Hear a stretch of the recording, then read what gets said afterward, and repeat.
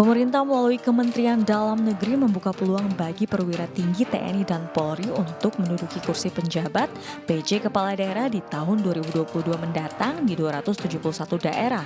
Wacana itu berkembang merujuk pada peralihan kepemimpinan menuju prosesi Pilkada serentak 2024. Bagi daerah yang masa jabatan gubernurnya habis pada 2022 dan 2023 akan dipimpin penjabat kepala daerah. Kemendagri mengklaim telah bersandar pada peraturan perundang-undangan bila opsi penunjukan pejabat kepala daerah dari TNI Polri dilakukan. Sebelumnya pemerintah pun pernah menunjuk Maijen TNI Sudarmo sebagai PJ Gubernur Aceh dan Irjen Carlo Telu sebagai PJ Gubernur Sulawesi Barat. Dua orang itu adalah pejabat pimpinan tinggi media di Kemendagri dan Kemenko Polhukam. Namun banyak pihak menilai wacana penempatan perwira aktif TNI Polri sebagai pejabat kepala daerah di tahun 2022 nanti melanggar aturan UU tentang TNI, UU tentang Polri, dan TAP MPR. Ditambah lagi posisi penjabat kepala daerah merupakan posisi politik, sebab mereka diberikan kewenangan untuk mengatur urusan-urusan pemerintahan bila nanti menjabat. Kini kita akan ulas lengkapnya di Indonesia Bicara.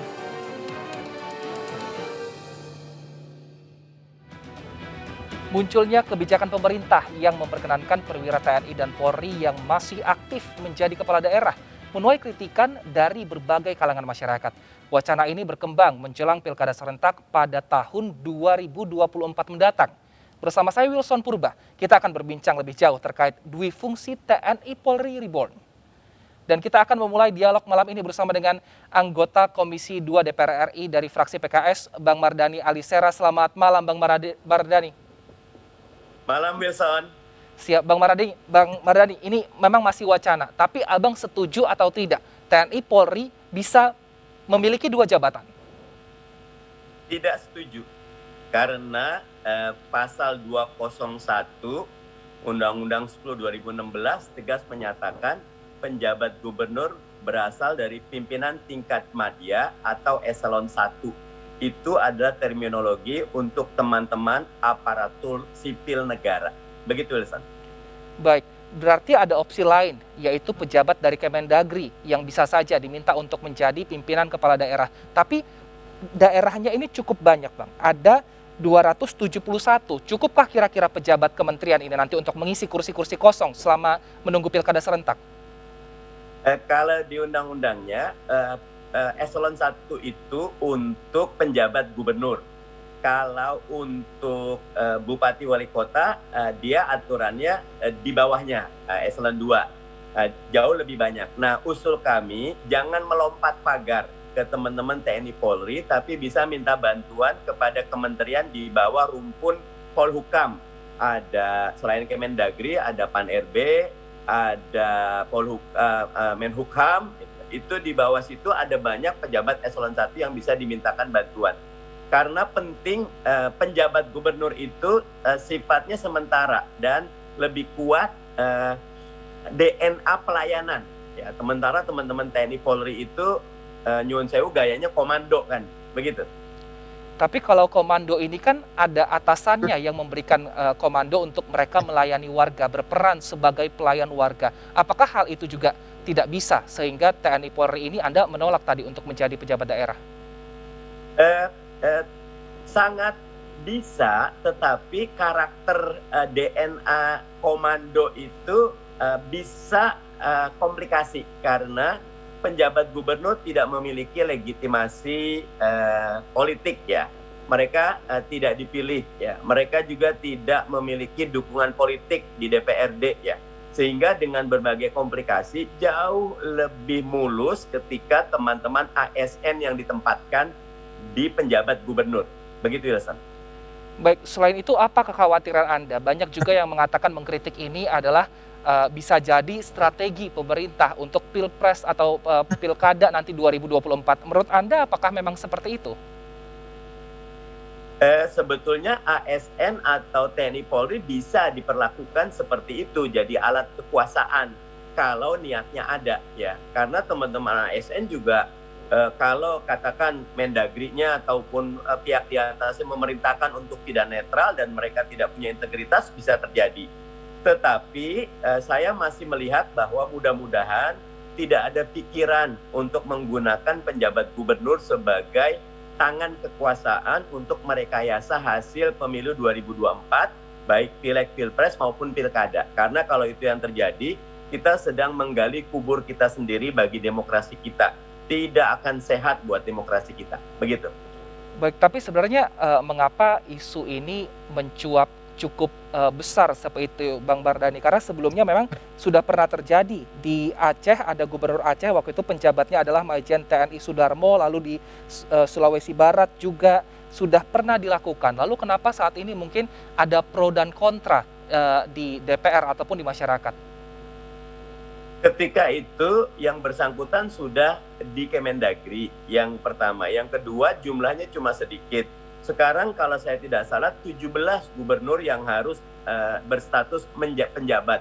Dan itu jumlah yang banyak yang itu bisa mempengaruhi percaturan politik nasional. Yang kedua ketika ditarik-tarik institusi TNI dan Polri. Kalau saya berpendapat kasihan institusi TNI dan Polri ini sudah harum namanya sekarang. Kalau ditarik-tarik ke politik praktis bisa mencoreng nama baik institusi yang sudah harum seperti ini. Nah, tapi kalau seperti itu, opsi-opsi apa yang dimiliki pemerintah untuk menggantikan 1 dan 2 tahun kekosongan jabatan untuk menjelang pilkada serentak nanti, Bang Mardhani? Ada banyak ya. Yang pertama tentu kalau undang-undangnya tidak dirubah, maka tadi minta bantuan kepada kementerian yang lain.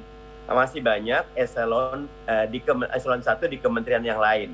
Bisa di dalam rumpun Polhukam bisa, kalau mau pindah rumpun Kesra juga bisa untuk dimintakan bantuan selama dia memenuhi syarat sebagai pimpinan tingkat madya atau eselon 1. Yang kedua tentu kalau kita mau lebih win-win solution, ada kajian bahwa perpanjangan masa jabatan gubernur ataupun bupati wali kota bisa kalau kita mau mengubah undang-undang. Prof. Jo Hermansyah mengusulkan seperti itu yang lain-lain. Tapi kalau buat saya, cara paling praktis dan sederhana tadi minta bantuan kementerian yang lain. Baik, baik. Nah, tapi kalau untuk ke DPR sendiri, apakah sudah ada obrolan dari pihak Kemendagri ke Komisi 2 untuk membahas hal ini? Resminya belum, karena kita sekarang lagi fokus penetapan tanggal pemilu dulu, Wilson. Karena KPU minta 21 Februari 2024, pemerintah minta 15 Mei 2024. Nah, kita lagi fokus menyelesaikan penetapan tanggal pemilu 2024 dulu. Kalau pilkada udah sepakat, 27 November 2024. Siap.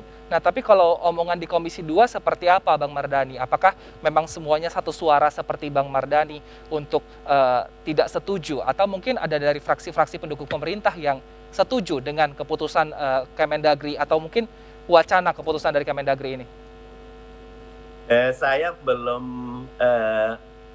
tuntas. Saya sudah tanya ke beberapa, tapi secara umum mereka ingin apa yang ada di undang-undang itu yang kita ikuti ya. Karena undang-undang yang bikin adalah DPR, dan DPR di pasal 201 Undang-Undang 10 2016 tegas penjabat gubernur adalah pimpinan tingkat madya atau eselon 1 dan itu merefer kepada hierarki struktural di ASN, maka ASN lah yang lebih baik untuk kita tempatkan untuk menjabat gubernur. Kalau partai lain mungkin bisa ditanyakan ke teman-teman partai yang lain.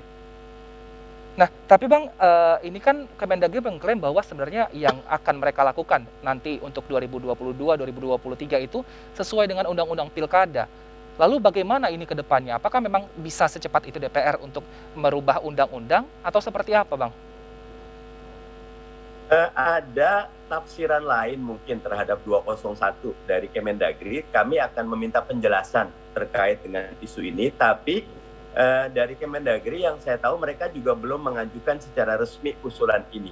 Jadi karena belum diusulkan secara resmi, kami di DPR menunggu usul resmi. Kalau sudah ada usul resmi baru kita akan membahasnya bersama-sama. Intinya adalah pastikan siapapun yang menjadi penjabat gubernur, penjabat bupati wali kota, mereka yang punya jiwa melayani dan berorientasi kepada rakyat dan rakyat, jangan orientasi kepada kekuasaan, apalagi menjadi alat kekuasaan.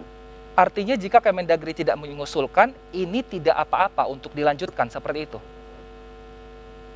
Dilanjutkan apanya nih, Wilson? Untuk tadi TNI dan juga Polri bisa menjabat atau mengisi kekosongan di tahun 2022 dan juga 2023 di pemerintah daerah. Oh, kita akan protes karena menurut kami itu tidak sesuai dengan pasal 201 Undang-Undang 10 2016. Baik, baik. Nah, lalu bagaimana nantinya ini proses pemberlakuannya ini? Karena 2022 ini sudah tahun depan, ini sudah masuk 2021 akhir, hanya tinggal 3 bulan lagi. Bang Mardhani, lobby-lobbynya seperti apa dengan Kemendagri dan juga dengan sesama Komisi 2 di sana? Sebetulnya ini kan komplikasinya terjadi karena kita tidak merevisi Undang-Undang 10 2016 ya. Ketika di Undang-Undang 10 2016 itu ada pilkada serentak 5 putaran. 2017, 2015, 2017, 2018, 2020 dan terakhir 2024 ya. Nah, untuk itu perlu duduk segera mendesain seperti apa. Karena gini, tanpa ada kajian yang strategis dan tuntas, saya agak khawatir ini akan menjadi ruang gelap yang itu bisa dimanfaatkan oleh berbagai kepentingan yang tidak berorientasi kepada rakyat. Nah, karena itu buka saja semuanya, kita bahas bersama biar rakyat tahu siapa yang akan menjabat ketika tidak ada pemilihan. Karena rumusnya kepala daerah itu hasil pemilihan, tidak boleh hasil penunjukan. Dan biasanya menjabat itu sebulan, 2 bulan, yang ini ada yang 2 tahun, ada yang 3 tahun. Ini sendiri sudah tidak tepat. Gitu. Nah, kalau ada keputusan yang tidak dibahas secara terbuka dan rakyat tidak tahu, apalagi kami di DPR tidak tahu, ini bisa jadi skandal nanti. Begitu. Nah, tadi Abang mengatakan ada mungkin orang yang memanfaatkan keterkosongan ini untuk mengisi kekuasaan. Nah, apakah bukannya jika nanti ASN juga yang masuk di situ, ini kan penempatannya juga apakah bisa jadi politik juga sebenarnya kan, Bang? Makanya tadi saya bilang, mau ASN, mau TNI, mau Polri harus berintegritas.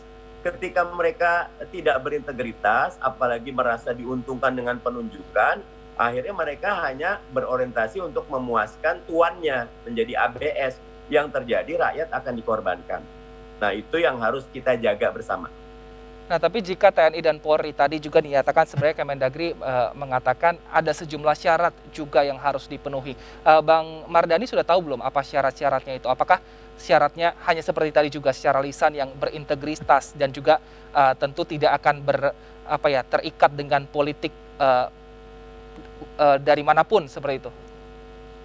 Ya, karena belum ada surat resmi atau statement resmi dari Kemendagri, kami membatasi komen dengan mengingatkan semua pekerjaan kita mengelola negara itu berbasis kepada undang-undang. Undang-undangnya pasal 201, Undang-Undang 10 2016, penjabat gubernur adalah pimpinan tingkat madya atau eselon 1. Makanya kita tetap berpegang kepada prinsip itu. Kemendagri juga harus betul-betul menjaga prinsip itu karena inilah cara kita bernegara, mengikut kepada negara hukum berbasis kepada undang-undang.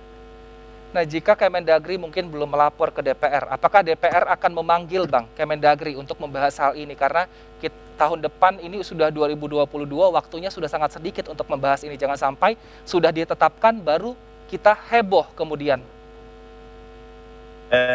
Biasanya kita ada 2 hal, ada lobby-lobby dan ada rapat. Nah, sekarang ini rapatnya masih fokus ke penetapan tanggal pemilu karena itu krusial. Nah, untuk lobby-lobby mungkin berjalan, tapi secara umum komunikasi kita berjalan dengan baik, walaupun kami karena oposisi akan terus menjaga agar pemerintah betul-betul dalam koridor mengikuti undang-undang. Nah, sebenarnya Bang, menurut Bang Mardhani sendiri apa yang membedakan ketika daerah itu dipimpin oleh TNI dan juga Polri dan juga ASN? Kan TNI Polri meskipun dia sifatnya komando, tapi secara dasar mereka juga melayani masyarakat, melindungi masyarakat. Yang membedakan secara detail apa Bang Mardhani? Tentu satu undang-undang ya. Kalau kita mencoba mengelabui undang-undang itu bukan tindakan yang bijak ya. Kecuali selalu melepas status TNI Polri-nya. Nah itu nanti migrasi namanya gitu. Nah yang kedua, pandangan saya memang TNI ini dan Polri ini punya karakter get things done, pengen efektif, efisien. Sementara menjadi kepala daerah itu adalah menjadi payung bagi semua elemen, sehingga lebih banyak mengedepankan kompromi, lebih banyak mengedepankan musyawarah, lebih banyak mengedepankan mendengar, diskusi bukan instruksi. Nah tentu ini menjadi salah satu tantangan buat kita. Tapi kalau saya pribadi, dasarnya adalah kita semua harus patuh kepada undang-undang. Baik, kita nantikan sikap DPR seperti apa nanti kepada Kementerian Dalam Negeri, apakah ini akan memanggil atau seperti apa ke depannya, karena jangan sampai ini justru heboh ketika sudah diterapkan. Terima kasih Bang Mardhani Alisera atas waktunya. Kita akan nantikan bersama juga bagaimana gebrakan dari Komisi 2 terhadap hal ini. Pemirsa, usai jeda kami akan hadirkan perbincangan dengan narasumber lainnya. Tetaplah bersama kami di Indonesia Bicara.